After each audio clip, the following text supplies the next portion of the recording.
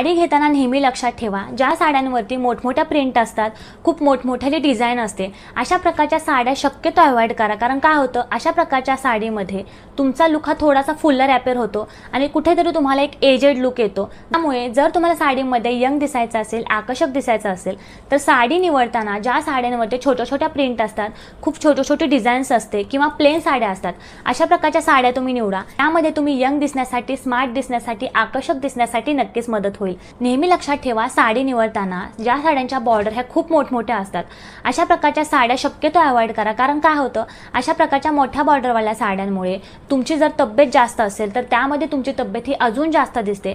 जर तुमची उंची कमी असेल तर त्यामध्ये तुम्ही अजून बुटके असल्यासारखं दिसतं. त्यामुळे साडीची बॉर्डर निवडताना ज्या साड्यांच्या बॉर्डर ह्या छोट्या असतात किंवा विदाऊट बॉर्डरवाल्याच्या साड्या असतात, तशा प्रकारच्या साड्या तुम्ही निवडा. यामध्ये तुमचा लुक हा स्मार्ट दिसण्यासाठी, आकर्षक दिसण्यासाठी आणि उठून दिसण्यासाठी नक्कीच मदत